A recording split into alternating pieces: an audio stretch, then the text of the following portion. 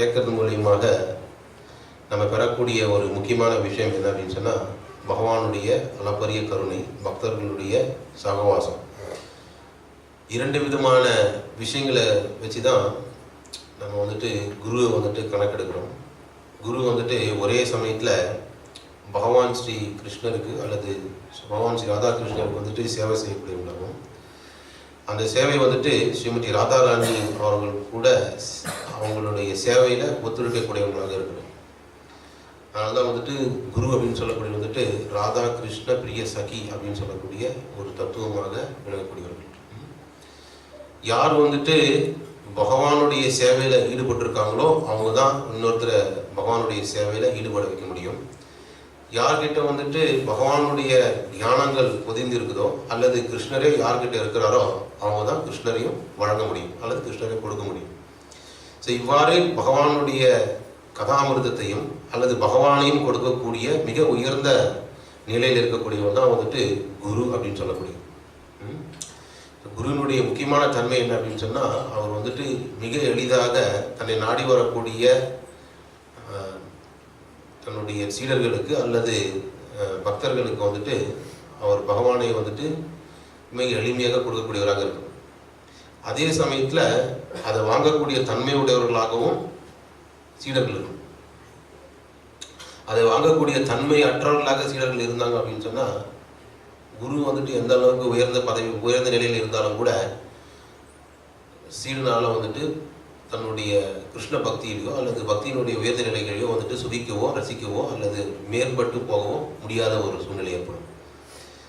அதனால் இந்த ரெண்டு விஷயங்களுமே சரி விகிதத்தில் ரொம்ப நேர்த்தியான நிலையில் அமையும் பொழுது ஒருத்தனுடைய பக்தி அப்படின்னு சொல்லக்கூடியது வந்துட்டு இங்கே வளர்ந்து அது வந்துட்டு ரொம்ப பெரிய ஒரு மரமாக ஒரு கொடியாக மலர்ந்து பிரம்மாண்ட பிரமித்தே கோண பாக்கியவான் ஜீவ குரு கிருஷ்ண பிரசாதே பாய பக்தி ரதாபன்ற மாதிரி இந்த பக்தி அப்படின்னு சொல்லக்கூடிய கொடியானது இந்த குருவினுடைய கருணையினால் நமக்கு கிடைக்கப்பட்டு அது பொறுமையாக இந்த உலகத்தை வந்து கொஞ்சம் கொஞ்சமாக தாண்டி மேலே போகும்.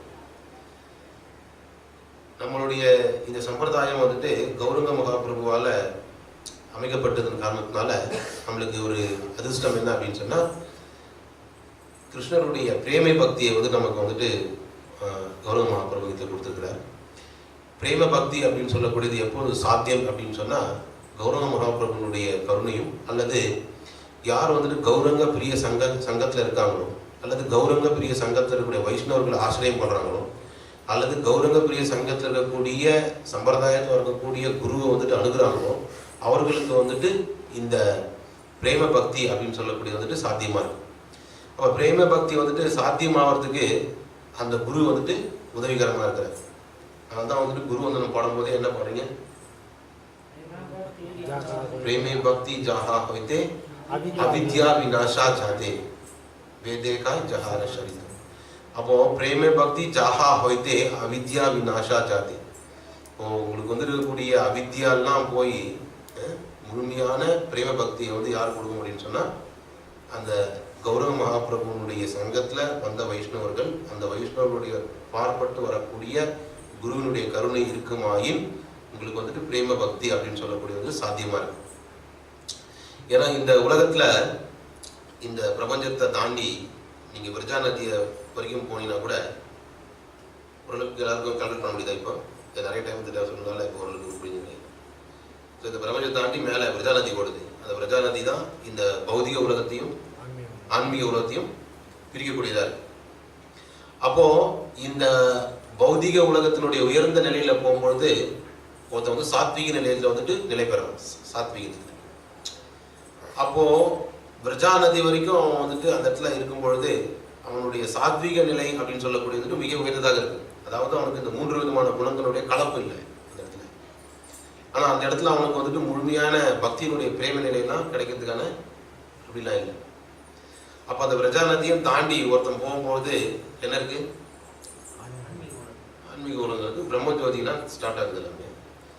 இந்த பிரேம பக்தியினுடைய ஒரு மிகப்பெரிய ஒரு நிலை என்னன்னு சொன்னா, பக்தி தேவியால மட்டும்தான் அந்த பிரம்மஜோதியும் தாண்டி போக முடியும்.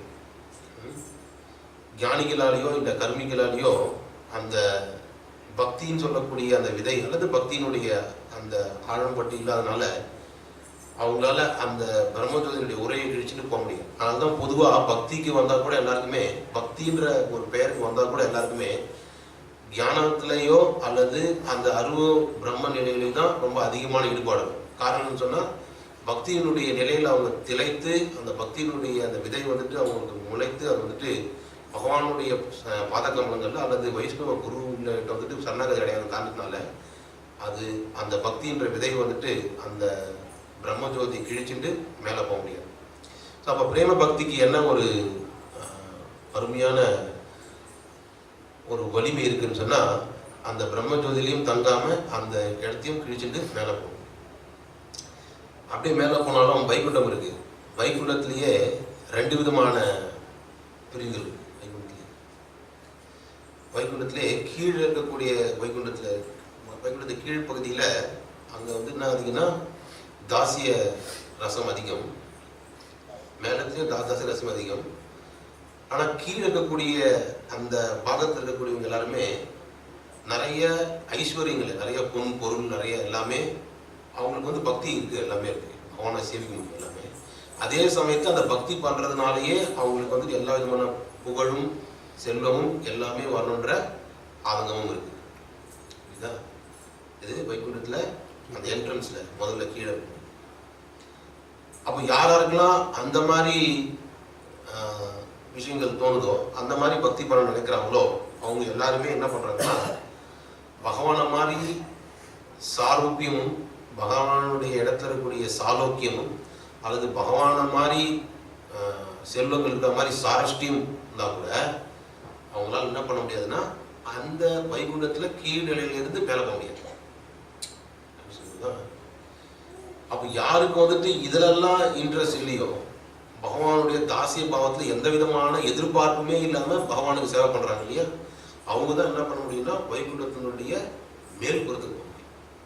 இப்போ வைகுண்டத்துலேயே எவ்வளோ பிரச்சனை இருக்கும். பிரேம பக்திலாம் இங்கேருந்து இப்படி போகிறதுக்குள்ளேயே அங்கத்துலேயே ஒரு கேட் போடுறாங்க. அங்கத்துலேயே யாராருக்கெல்லாம் என்னென்ன வேணுமோ எல்லாமே அவங்களாம் அங்கே உட்காடுறாங்க. அதுக்கும் இன்னொரு படி மேலே போகும்பொழுது யார் வந்துட்டு உயர்ந்த நிலையில் பகவானுக்கு நேரடியாக சேவை பண்ணுறாங்கன்னா எந்த விதமான எதிர்பார்ப்பும் இல்லாமல் பண்ணுறாங்க வந்துட்டு மேற்புறத்தில். இப்போ இதெல்லாம் தாண்டி இந்த கோலோகம்னு சொல்லக்கூடிய இதில் மதுரா, துவாரகா, அதுக்கு கீழே அயோத்தியா, இதெல்லாம் தாண்டி இந்த பக்தியினுடைய கொடி தாண்டி என்ன பண்ணணும்னா கோலோக பிருந்தாவனத்துக்கு போகணும். அப்புறம் இந்த கோலோக பிருந்தாவனத்துக்கு போனால் அந்த இடத்துல நந்த கிராமத்துக்கு போகணும். நந்த கிராமத்துக்கு போனால் அந்த இடத்துல கோவர்த்தனகிரிக்கு போகணும். கோவர்த்தனகிரிக்கு போனால் அங்கே ராதா குண்டத்துக்கு போகணும். ராதா குண்டத்தில் போனால் அங்கே ராதாகிருஷ்ணன் இருப்பாங்க. அந்த ராதாகிருஷ்ணனுக்கு வந்துட்டு சக்கிக்கு எல்லாம் சேவை பண்ணுவாங்க. அதில் நீங்கள் ஒருத்தரை சேவை பண்ணுவோம்.